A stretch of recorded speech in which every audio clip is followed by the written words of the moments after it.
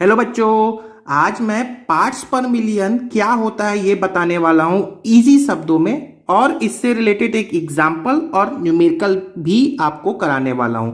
तो चलिए जान लेते हैं पार्ट्स पर मिलियन पीपीएम क्या होता है। तो प्यारे बच्चों केवल ध्यान से सुने, किसी सॉल्यूशन के कंसंट्रेशन को रिप्रेजेंट करने के लिए हमारे पास में बहुत सारे तरीके होते हैं। आपने सुन रखा होगा molarity, molality, mole fraction, normality, percent by mass, percent by volume. बहुत सारे ऑप्शन होते हैं कि किसी सॉल्यूशन में सॉल्यूट की कितनी क्वांटिटी अवेलेबल है। तो प्यारे बच्चों, किसी सॉल्यूशन के कंसंट्रेशन को प्रदर्शित करने के लिए मेरे पास में एक और ऑप्शन होता है पीपीएम। तो ये जान लेते हैं कि आखिर पीपीएम पार्ट्स पर मिलियन हम कब यूज करते हैं।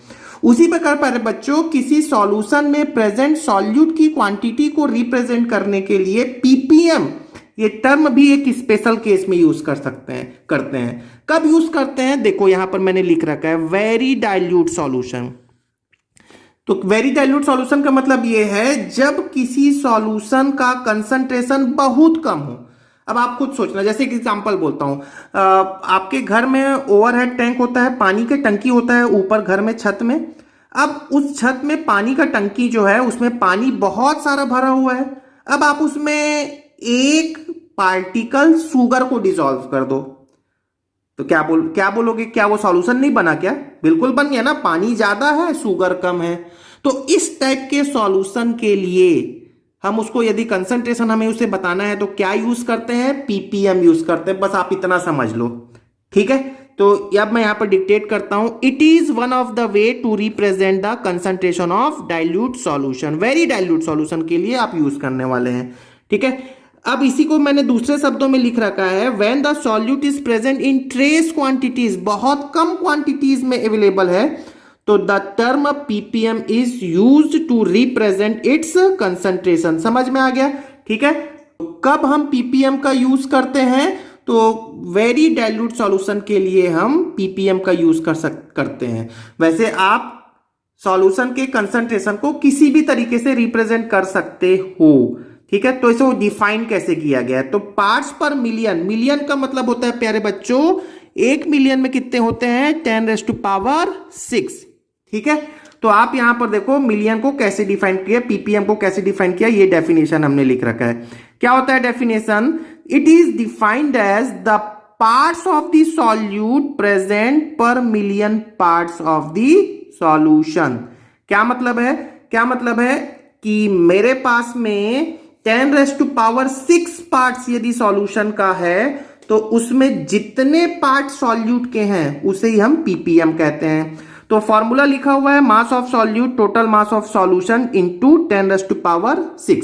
आपको एक एग्जांपल मैं बोलूं, एक छोटा सा एग्जांपल यदि आप सुन लोगे ना तो आपको याद रहेगा। वैसे देखो मैंने पीपीएम 15 पीपीएम को मैंने एग्जांपल में लिख रखा है यहाँ पे, लेकिन इसको मैं थोड़ी देर बाद बोलता हूं। पहले एक इजी एग्जांपल बोलता हूं। सपोज मेरे पास में, चलो मैं बोल देता हूं, शुगर और सॉल्ट का मिक्सचर है 100 केजी, ठीक है। मेरे पास में 100 केजी मिक्सचर है शुगर और सॉल्ट का, और उसमें यदि मैं बोलता हूं कि 1 किलोग्राम शुगर है और 99 किलोग्राम सॉल्ट है, तो क्या मैं उस मिक्सचर को ये बोलूंगा कि 1 पार्ट, अब किलोग्राम ना बोल के मैंने पार्ट बोल दिया, 1 part of sugar present in 100 part of mixture, कि मेरे पास जो मिक्सचर है उसमें 1 भाग शुगर का है। बस आप ये समझ गए तो आपका आंसर, मतलब आपको पूरी बातें समझ में आ गई, ठीक है। तो अब आप यहां पर देखें कि 15 पीपीएम का मीनिंग क्या है। 15 पीपीएम का मतलब यह है कि 15 gram of solute present in 10⁻⁶ gram of solution, ठीक है। चलिए एक एग्जांपल करते हैं। एक एग्जांपल, बहुत सिंपल सा एग्जांपल इसी से रिलेटेड है। The concentration of solution is 15 ppm. यदि एक सॉल्यूशन का कंसंट्रेशन कितना है? 15 पीपीएम है। तो express this in percent by मास, इसी को मुझे परसेंट बाय मास में कैलकुलेट करना है। तो 15 पीपीएम का मीनिंग तो मैंने आपको बता दिया अभी। 15 पीपीएम का मीनिंग क्या होता है बताओ? तो 15 पीपीएम है, बाय मास लिखा हुआ है यहां पर देखिए, बाई मास कैलकुलेट करना है। तो 15 ppm को आप ये मान लो कि 15 ग्राम ऑफ सॉल्यूट, ये कितने ग्राम में है प्रेजेंट, कितने ग्राम में बताओ, तो ये है 10⁻6 ग्राम ऑफ सॉल्यूशन। ठीक है, तो आप बस इसको परसेंट में कन्वर्ट कर दो। कैसे कन्वर्ट करोगे, तो परसेंट बाय मास, तो ये देखो percent by mass is equal to क्या होगा, बोलो 15 ग्राम प्रेजेंट है, कितने ग्राम में, 10⁻6 ग्राम में, उसको कितने में कन्वर्ट करना है, 100 में, तभी तो हम परसेंट उसी में निकालते हैं ना।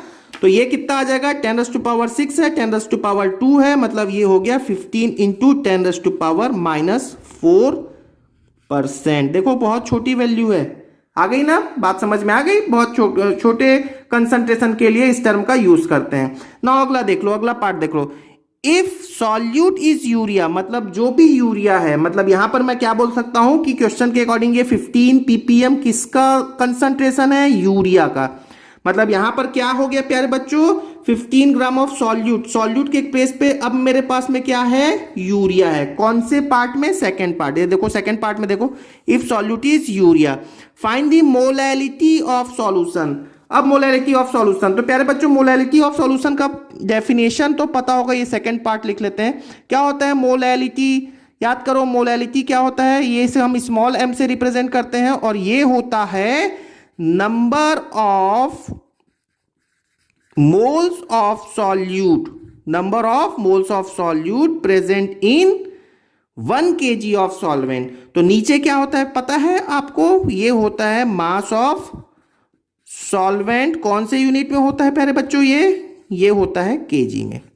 ठीक है, तो चलो देख लो, यूरिया आपको तो पता होगा, यूरिया क्या होता है, यूरिया होता है NH2CONH2, और इसका मॉलिक्यूलर मास प्यारे बच्चों पता होना चाहिए, डायरेक्टली लर्न करके रखो, ये होता है 16 ग्राम पर मोल। वैसे आप फाइंड आउट कर सकते हैं, नाइट्रोजन का 14, हाइड्रोजन का 1, कार्बन का 12, ऑक्सीजन का 16। तो खैर ठीक है, मॉलिक्यूलर मास तो बता सकते हैं। तो आपके पास में यहाँ पे मोल्स कितने आ जाएंगे यूरिया के, तो यूरिया का मास है 15, तो moles of urea find out कर लो, यहां पर पुटअप कर लो, आंसर आ जाएगा।